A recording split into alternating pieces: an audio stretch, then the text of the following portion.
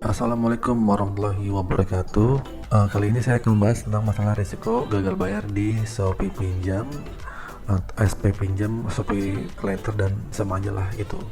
Nah, sebelumnya mungkin ini pinjaman yang mayoritasnya kebanyakan perempuan nih yang galbay. Hampir perempuan yang ya karena perempuan rata-rata pakai aplikasi Shopee ya, terus pada akhirnya mereka belanja terus pengen ada kebutuhan yang pengen dibeli tapi belum ada uang secara banyak gitu. Pada akhirnya mereka trigger untuk Shopee Pay Later. Untuk cara-cara Shopee Pay Later dan sebagainya ya mungkin kalian udah tahu lah bagaimana caranya masukin data, foto, banget kanan kiri dan sebagainya gitu. Jujur aja saya di sini nggak ada pinjaman ya di Shopee Pay Later karena juga saya bukan pakai Shopee untuk belanja, saya lebih ke Tokopedia dan sebagainya. Kalau Shopee Pay Later mungkin istri ya. Tapi saya akan bahas bagaimana ini resikonya buat teman-teman yang gagal bayar di sini. Pasti banyak banget ya teman-teman yang gagal bayar di sini gitu. Nah, bila gagal bayar di Shopee Later atau Shopee Pinjam ini udah pasti masuk slik BI checking dan pasti akan dilaporkan semua Shopee Pay Later ya gitu kan. Dan udah ya mau kelambatan 3 bulan biasanya dan sebagainya gitu. Bahkan saya lihat di review YouTube teman-teman yang lainnya gila juga ya, mereka bisa sampai 10 juta 15 juta mereka itu nyicil barang apa gitu sampai sebanyak itu ya. Tapi balik lagi ya, mungkin teman-teman tergiur pingin punya barang cepat tapi uangnya belum cepat ada. Nah, dendanya itu 5% per bulan dari total tagihan. Ya kalian bisa hitung sendiri lah, dendanya 5% dari total tagihan itu berapa. Misalnya 7 juta ya ditambah aja 5% dari tagihannya berapa. Apakah ada di sisi lapangan gitu kan? Iya, ada di sisi lapangan ya, tapi masih random. Jadi nggak bisa dipastikan yang di daerah Surabaya gimana, yang daerah Subang gimana, yang daerah Tasik gimana, yang Lampung bagaimana gitu. Tapi yang udah pasti sih, yang untuk daerah Jakarta udah warning udah pasti ada. Jakarta, Jabodetabek udah pasti ada gitu. Tergantung DC ini mau udah berkunjung apa enggak, dan tergantung juga tagihannya. Kalau tagihannya lebih dari 5 juta ke atas gitu, yang DC juga nagih juga ya lumayan nih, uang banyak nih gitu kan ya, mungkin dia juga akan berkunjung. Tapi kalau misalnya cuman 300.000 200.000 ya malas juga gitu. Tapi mungkin bisa aja datangnya kalau misalnya biasanya emang pas lagi kebetulan lewat lagi berkunjung di daerah situ dan kebetulan juga nih ada orang yang sini juga yang gagal bayar dikunjungin, bisa jadi kan gitu. Atau alamatnya kurang jelas nih, masih pelosok-pelosok gitu kan, itu juga ada saya agak bingung ya gitu. Tapi yang pasti ini ada di lapangan ya.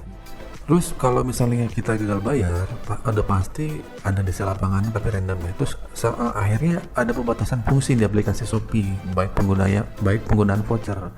Jadi kalau misalnya kita gagal bayar di Shopee, pasti kita untuk menggunakan voucher dan penggunaan fungsi yang lainnya itu nggak bisa, karena kita ditangguhkan lah atau seperti apa. Mungkin sama aja kayak Kredivo ya, mungkin akunnya terblokir kalau misalnya kita ada tagihan dan kita nggak bisa melakukan pembelian dan apapun gitu di aplikasi Kredivo, karena kita masih punya utang sih di sini, jadi agak sulit ya. Perbedaan Shopee Pay Later sama SP Pinjam ini berbeda. Jadi Shopee Pay Later itu dari PT Commerce Finance, dan kalau SP Pinjam itu dari PT Lentera Dana Nusantara. Jadi udah pasti beda gitu. Shopee Pay Later itu kan khusus untuk dapetin limit barang gitu kan. Makin banyak kita belanja atau dapat poin apa dan data kita yang dimasukin bagus gitu kan, terus akhirnya kita dapat limit besar gitu. Nah ini Shopee Pay Later nggak bisa dicairin. Nah, Shopee Pinjam itu bagian dari produknya Shopee. Nah akhirnya PT Lentera Dana ini bekerja sama lah sama Shopee. Itu ibarat kata ini pinjolnya lah. Nah teman-teman yang banyak terjebak ya di Shopee Pinjam, dan juga paling banyak juga di Shopee Pay Later gitu. Kalian yang kebutuhan dana mendesak berupa uang tunai ya akhirnya kalian ngambil pinjaman di Shopee Pinjam gitu kan. Nah Shopee Pinjam ini dana tunai yang dari 500.000 sampai 5 juta gitu, tergantung ya, mungkin sampai 10 juta ada, tergantung kalian bisa dapat limitnya berapa. Dan balik lagi DC SP Later sama SP Pinjam tuh ya masih seputar Jabodetabek gitu. Nah data yang dari saya kasih ini data-data parsial ya, maksudnya data-data yang kebanyakan orang tuh menceritakan saya dikunjungi daerah sini, tapi yang ada ya yang udah pasti ya buat warning ya buat kalian yang masih di daerah Jabodetabek ya udah pasti dikunjungi. Ada kejadian aneh juga ya, tahu dari teman-teman yang gagal bayar di Shopee Later atau Shopee Pinjam itu, mereka tuh ngancem datang ke rumah, bukan datang ke rumah tapi datang sesuai terakhir melakukan transaksi. Ada DC-DC yang yang chat WA kan misalnya kalian galbay itu, akhirnya mereka itu chat, saya akan datang ke alamat sesuai transaksi terakhir. Misalnya mungkin mesen barang, alamatnya beda sama yang kita tempat tinggal sekarang gitu kan. Akhirnya di situ ngancam sesuai alamat terakhir. Wah, takutnya mungkin kita tuh yang ngirimnya ke alamat saudara, ke alamat temen gitu. Kita ngirim barang, mesen barang terus alamatnya ke alamat teman atau alamat saudara gitu. Dan si DC itu ngancam buat datang ke alamat terakhir. Nah ini maksud saya, ada teman-teman yang galbay di Shopee Letter yang diancam seperti ini. Dan ini lucu sebenarnya, sangat lucu banget. Karena sebenarnya DC itu nggak boleh datang di alamat yang bukan sesuai KTP, itu salah. DC itu salah kalau misalnya didatang. Makanya ini sebenarnya sekedar ancaman aja ya, untuk ancaman para DC Shopee Letter yang sangat lucu-lucu itu gitu. Jadi nggak mungkin juga gitu. Jadi kalau kalian pernah datang, ada yang diancam akan datang sesuai alamat terakhir, itu bohong gitu ya. Datang aja belum tentu, ngapain juga gitu kan.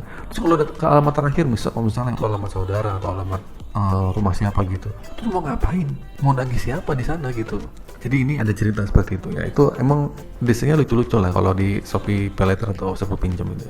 Kalian juga harus mikir juga ya, kalau misalnya kolektor itu, misalnya kalian didatangin DC, itu harus bawa surat tugas. DC itu harus bawa surat tugas, dan surat tugasnya itu harus terlampir nama kita. Ada gitu DC yang melampirkan yang cuman kertas doang, yang tulisan tangan. Nah itu nggak boleh sebenarnya gitu. Dan ini mungkin ini bisa saya bahas ya di video lainnya, bagaimana cara menghadapi DC yang seperti ini, biar kalian juga mampu lah buat menghadapi tanpa ada rasa takut gitu.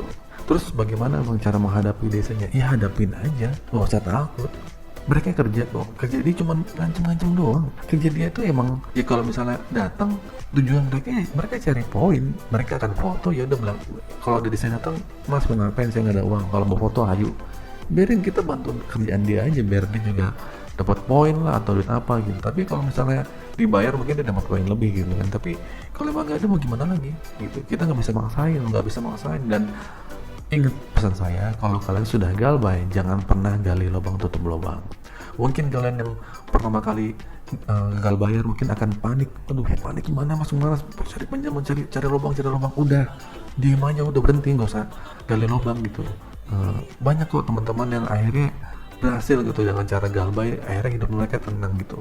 Mungkin di video selanjutnya saya akan ngasih trik lah bagaimana cara menghadapi keadaan kita saat kita sedang galbay gitu. Balik lagi ya soal Shopee Paylater itu, kalau kalian masih nanya resikonya apa, resikonya udah pasti kita akan ditelepon bertubi-tubi, di WA dan diancam dan teror bertubi-tubi sama seperti yang lain-lainnya.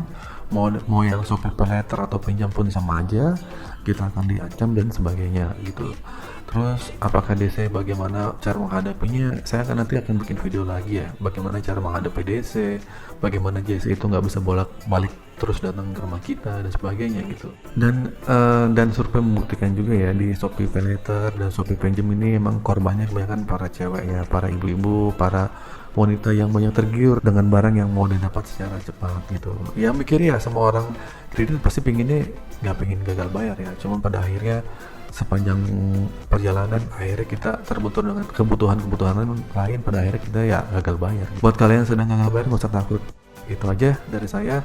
Jangan lupa di like dan komen dan di share. Mungkin video ini bisa ngebantu buat menguatkan mental teman-teman yang lainnya sedang gagal bayar di Shopee Paylater gitu. Ya itu dari saya, jangan lupa di subscribe ya. Mohon dukungannya untuk channel ini untuk terus berkembang. Tetap semangat buat kalian semua. Akhir kata, assalamualaikum warahmatullahi wabarakatuh.